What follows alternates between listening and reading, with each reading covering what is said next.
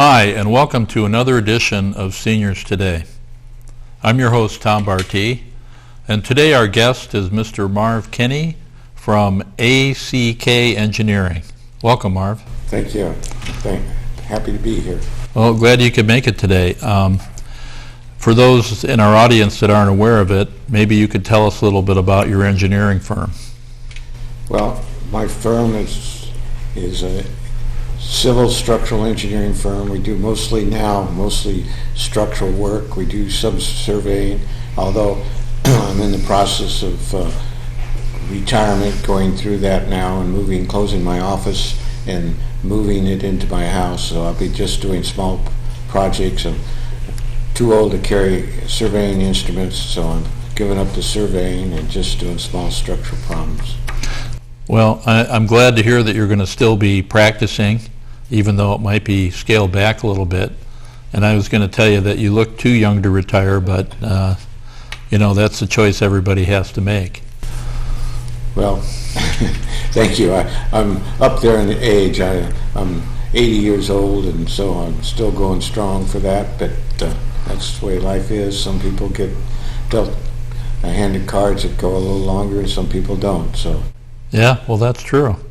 So one of the reasons I was hoping to have this interview today is because I believe you're a lifelong Bay Area resident, and I understand that you started your life in Contra Costa County in Martinez. Well, I can't say I'm a lifelong resident because we moved to Martinez when I was 3 years old. So I grew up in Martinez, and then after I went to college in Chico, and after graduating moved back to Martinez, and then I worked for the city of Pleasant Hill for a period of time.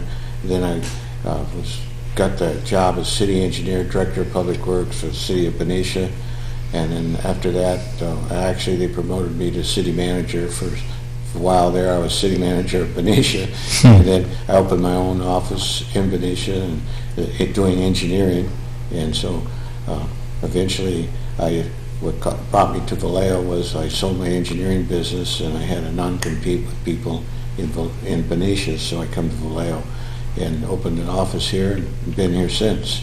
So when did you open your office in Vallejo? About 27 years ago. Okay, so that's 93? Yeah, 93, yes. All right.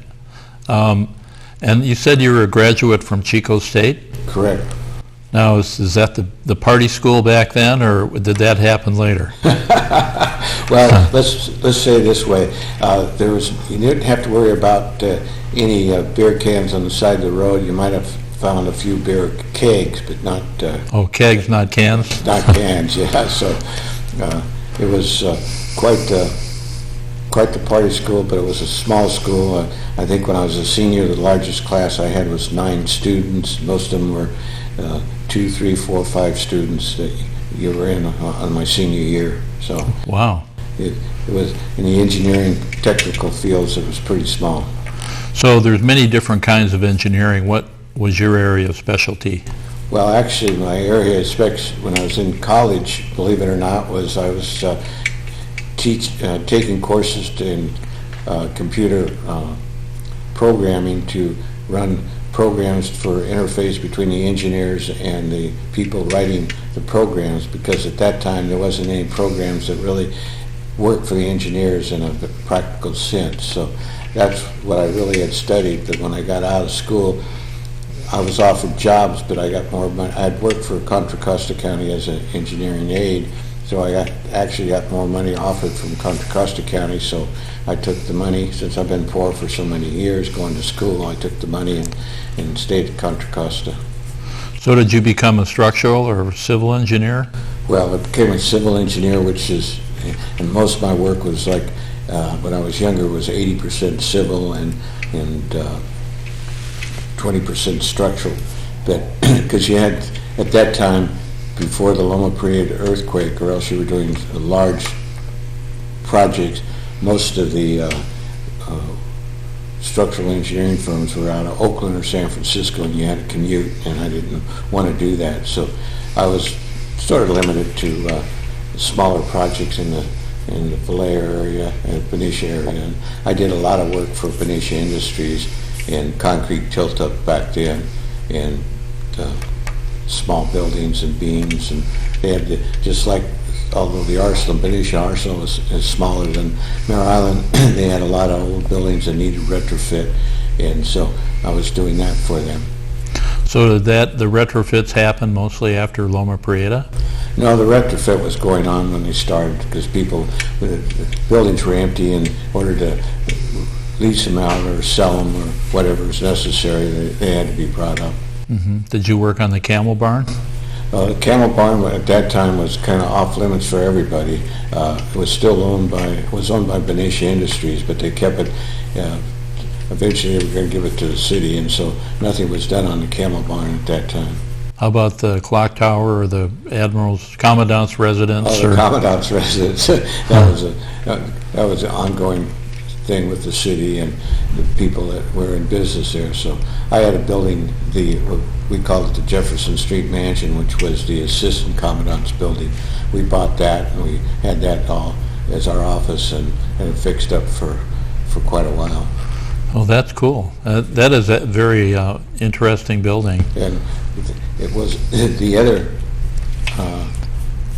they had a tunnel, ours was the Assistants, and they had a large mansion next to that, which was a duplex, but there was a tunnel from the duplex that ran underneath our building and over to through the Commandant's to the clock tower. So if there was ever an attack by either Indians or by whoever, the officers could get to the clock tower and have protection. So there was a tunnel underneath there? Yes, there was a tunnel, correct.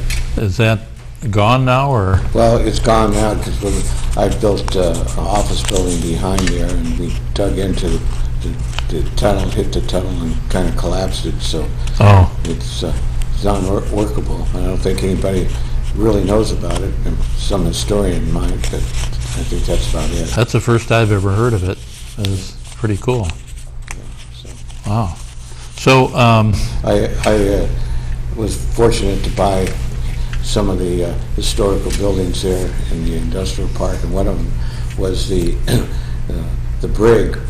And the story goes that they told me that President Grant, when he was a lieutenant stationed at the Arsenal, got drunk one night and fired the cannon off towards Martinez, and so he landed in that brig. So it was, as a historical monument for the President Grant was arrested and put in that brig.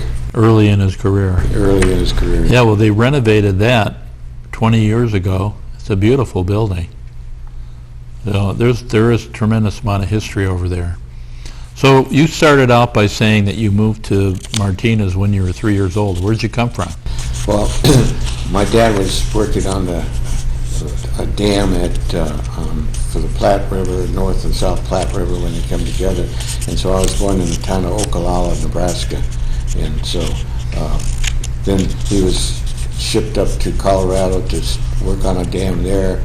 Then he was shipped to Camp Roberts to get that Camp Roberts going, and then he was shipped to Pittsburgh to Camp Stoneman to start that Camp Stoneman at the beginning of World War II, and then he was going to go. They wanted him to go to Seattle or Washington, and he said no, he liked the area, and he quit. He wouldn't go to work there, so we ended up here. So he said he was tired of that damn job? Yeah, right. Was he also a structural or a civil? No, he was a carpenter. He was a carpenter, but he worked on all that stuff? Yeah, he was a carpenter. Very smart man. Very smart man. So Ogallala, what state was that again? Nebraska. Nebraska? Yeah. Now that's the Ogallala Sioux, right? Right. The Sioux Indians? Yeah, you got that right, yeah. Because I knew some of the Ogallala Sioux when I was in University of Minnesota. Oh, okay. And some of them actually were part of the occupation of Alcatraz in the 70s. Two of them, Dennis Banks and Russell Means, were active in the anti-war movement, and also the Native American movement, AIM, in the early 70s at University of Minnesota. Yeah. So anyway, that's my little connection. Well, that's interesting. No, I didn't know that, but there was the Oklalas too, and I think nobody knew Okalala. I shouldn't say nobody, but very few people until the what was it called, Lonesome Dove book and movie came out, and they were all going to Okalala, and I was like, oh, now I know where you lived or where you were born. So I remember my dad took the whole family. We had a tent trailer that slept. We had 8 kids, or 6 kids, 8 in our family, and our tent trailer would sleep 6, and then we had 2 in the station wagon. And we were on a trip. One of the nights we stopped on the cliffs of the Platte River, and there was the worst storm you've ever seen. And my mom made us all go in the car and huddle in the car, and the tent trailer almost blew off the cliff. And anyway, I'm digressing. That's all right. No, that's interesting. Oh. Yeah. So you ended up, your dad got the job in Pittsburgh, decided not to go to the upper Northwest, and you stayed and got a place in Martinez. So you grew up in Martinez. I grew up in Martinez, yeah. So did you know George Miller, his family? Well, I knew George Jr., his father, the son who was the representative Miller. His dad was also a congressman. I knew him, but George was my wife's age, and she knew him quite well, and I believe he had a sister that my wife knew too also. So they went to high school together? Yeah, we went to high school together, but the junior, I don't think I ever met him. I think he was still young when I moved to Benicia, and so... Yeah. Well, he's still around. I saw him a couple weeks ago at one of Mike Thompson's events, and he's looking pretty good for a retired guy. I think he's probably mid-70s now. Yeah, he'd be about 76, I believe. So. Yeah. He told me he's not doing any camping trips anymore, even though it's still, up here for him. So what was it like in Martinez back in those days compared to what you see today? Did it change a lot? It's not changed a lot. I mean, compared to the other cities, it's pretty provincial. And I always say to Martinez, when you graduate from Alhambra High School, there's 2 types of students. That's one that gets in the car and gets to the city limits sign and just keeps on going and never comes back. And the other one gets the city limits sign, turns around, goes back into Martinez and never leaves. So that's it might be bad hearing that, but that's pretty much it. Now, my personal family has all moved out of there or passed away, so my wife's family is still there, and there are quite a few people in Martinez from my wife's sisters, relatives, and stuff on that side. So got an extended family in Martinez. So did you get engaged with John Muir and all that stuff growing up? No, you had it in the books. You had John Muir, and you had I forget his name, Marsh, and history of that. And we went to John Muir school, to house as a kid, and school take you there, and also out to the Marsh house, out at Marsh Creek, and that type of thing. So did you meet your wife in high school? No, I met her. I was working for Contra Costa County, and she was working for the title company, and I met her. She was running a big photo machine, photographing the deeds that were just recorded for the title company, and so I met her there. And a good-looking lady. I'll ask her out for lunch, and that's how it got started. Oh, that was the beginning of the deed. Yeah, right. Oh, that's cool. So how long have you been married now? 55 years, be 56 years in June. Wow. Well, congratulations. That's a pretty good record. Yeah, not bad. And so you said that you started in Vallejo in 93? Right. And where was your office then? When I came to... Yeah. It was on the infamous green liquor store above that, at the corner of Marin and Georgia Street. Wow. I actually remember seeing you in that office, I think. That building was for sale a couple times back in the late 90s. Correct. It was about... In fact, I looked at the price and I thought, there's no way that one's going to make it work, and the rents, etc. And a guy from San Francisco bought it, and he was a slum landlord, and he thought, oh, you don't have to fix anything or anything, and you move out. If you don't like it, move out. Well, some people moved out and couldn't rent the place, and so he sold it. Yeah, well, it was good because he was a problem. There's a lot of loitering because of his. They were selling singles out of the little 1 ounce containers of booze. Right. And so there's a constant stream of traffic of people that they'd panhandle, buy the booze, panhandle.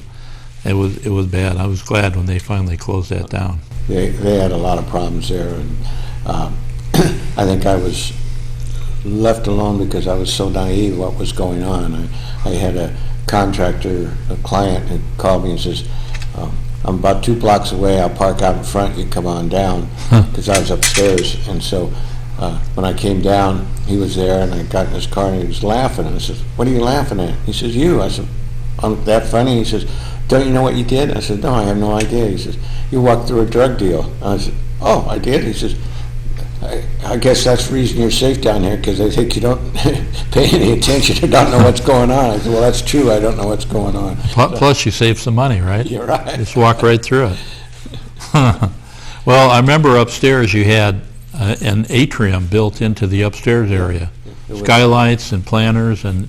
Very nice. Yeah, it was actually a very well architecturally designed space. Right, it was very nice. Yeah, so you had about, what, a third of upstairs? No, I had actually about 1,000 square feet only, is all. Oh, okay. Yeah. So. Yeah, that doesn't seem like that long ago, but it's 25 years ago. Well, that's when I moved in, but I've been out of there about 7, 8 years, because I was there for 20 years, and I was offered where I am now at a better price and bigger space. So. Yeah, well, you're on the corner of Marin and Pennsylvania. Right, that's where I am now. But yeah. I'm closing that office and moving to my house. I'm semi-retiring. So you live in Benicia? No, I live in Vallejo. Oh, Vallejo? Yeah, I've been here. What part of town? I live over off Skyview. Oh, okay. Yeah. Oh, that's nice. That's a nice part of town. Not bad. Yeah, I know. I have a few friends over there. So what are some of the, I know one of your signature projects is on Broadway by the high school. Is that correct? Correct, yes. And that is a beautiful, beautiful building. It was another building that was repurposed and added onto for a church, right? Well, there was a building, I believe, I don't know what the building was, and it was remodeled to a church. And what I really got involved with was building the main sanctuary, which is 34,000 square feet, and that was a nice project. It took a lot of time and effort to get that through. The city was quite cooperative, so I shouldn't say through, but to get it built, because they went through ups and downs in financing positions, and the economy changed, and so some of the banks backed out during that period of time. The minister, he passed away, and so banks aren't, usually the congregation drops off when the minister has left or passed away, so they were leery of loaning any more money, so there's a period of time when there wasn't any activity going on. So it took quite a while. We had to go through and get all the permits redone, etc. But it worked out. It's a very nice church. Yeah, I mean, you drive by on the street and it's phenomenal. I mean, it's a showcase, in my opinion. I worked on a church over in Pleasant Hill, and they had an architectural review board, and one of the architects asked me, he says, have you ever worked on any churches before? I said, yes, a few. He says, well, how many? I said, about 150. So, over a period of time. Wow. They're not all brand new, but remodeled, adding on, etc. So how did you get into that niche?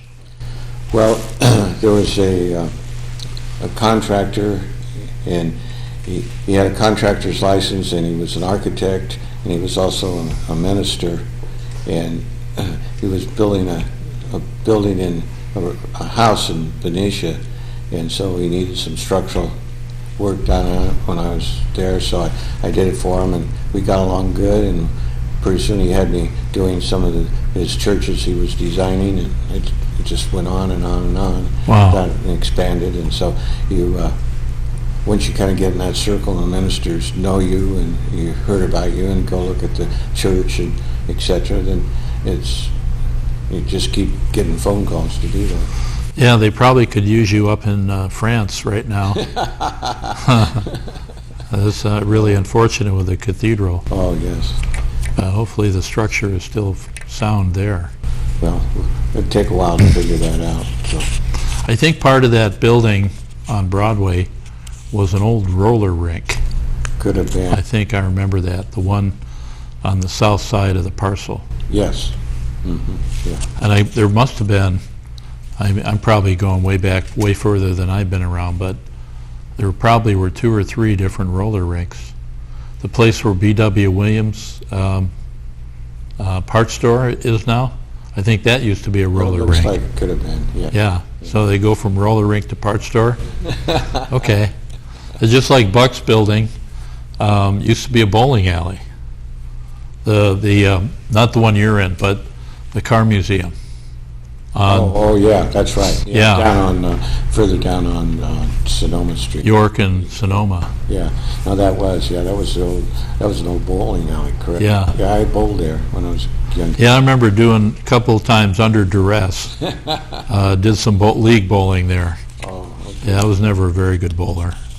But I didn't get gutter balls. I didn't have to worry about that.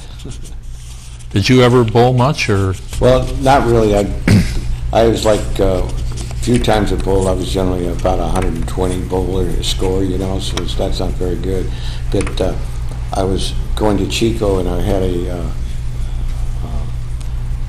lived in Paradise for one semester. A gentleman I knew from Martinez had a place there, so he said I could stay there free. And so he came up there, and he had a job for a couple of months, and he was in the bowling league, and he said, "Oh, we need a guy." I said, "I'm terrible." He said, "We just need somebody to fill in." So I said, Somebody to pay for the beer. Yeah, right. 120 bowler. Okay, I'll go down. So the first one I was 238 or something like that, and then went downhill from there. But I was still the lowest score I had out of the 3 was 178. So they wanted me to go every week be on their team. I said, "I can't. I go to school. I can't." So. That's pretty good. I think my highest was probably in the low 200s. But I averaged between 150 and 170. I couldn't get a strike every time. Yeah. I didn't get a lot of the splits, but anyway. I was going to go back to Chico State. You're in good company with, I think Bill Dodd graduated from Chico State, Aaron Hannigan. I mean, there's a whole list of people in Vallejo in this area that are from that. Was it you said that you had really small classes. Was there anything else remarkable about it back then? Oh, it was. They'd go down and go to Davis, and they'd pick up the bikes down at Davis because they had all the farm equipment and stuff, so they bring the bikes back and paint them one color. So just like they have these bikes you rent now around San Francisco, and you get on them. Well, these were painted green, and so if there's a green bike out there and you got out of class, you take the green bike, go to your next class, and leave it outside on the bike ramp. And then they had, the Pioneer Week. That was really a big function. Yeah. We used to. I belonged to Lambda Pi fraternity, and we won first place on everything. I mean, it was just unbelievable that we got. I heard that you belonged to Tappa Tappa Kega fraternity. That's not true? That's not true. No. Oh. But it's pretty close to it. Yeah, okay. So we have about a minute left in the show. Believe it or not, it goes pretty fast. Anything you want to share with us before we wrap up? Well, the biggest kick I get, I think, is out of young people on the phones. They're always on the phones, they're texting or talking or something like that. And they said, "You don't use it much." I said, "No," because I said, when I was a kid, we didn't have a phone. I said, "You didn't have a phone? You didn't have, how, I can't believe that." I said, "I remember getting the first phone. It was a party phone, 12 people. So you had to get on and get off real quick. And they would listen. Yeah, they would listen. And if you were on more than 15 seconds, you'd pretty soon be click, click, click, and you'd have to get off. And, I forget the call numbers, but it'd be like Mayberry 235 or something. You wanted somebody's phone number. So that it was really a very interesting thing. And the other thing that people would be, maybe if you were from the South or some of the Midwest, you might still be doing that, like Texas or something. But as a kid, my brother was 8.5 years older than me, so when he turned 16, my dad bought him a .22. Then my dad took me out and showed me how to use it and be safe. But I couldn't take the clip. I could only use one shell at a time. I got it one day. I went down to the old Walnut Creek. Down there, and there was a Canadian hunker goose, and I shot that. So I had it, and I started dragging it back with me up through the fields, and there was a pheasant, and I shot the pheasant. So now I have a goose and a pheasant, and I get back up to the road, and I'm walking the road, and down the road comes a highway patrolman that they never were on that road, and so I'm trying to stuff the goose in my jacket. And he looks at me, and he just shakes his head and smiles and keep on driving.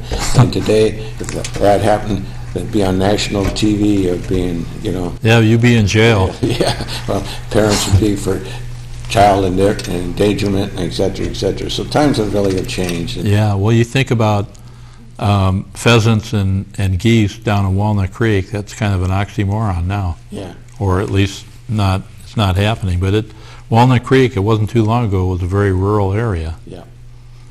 Well,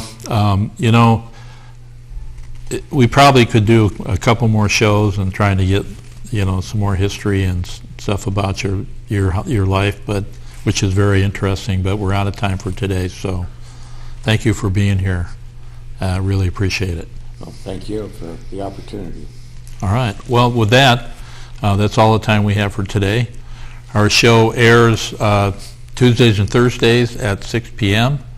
On Comcast 27, AT&T UVerse 99, and streaming live video at vcat.tv.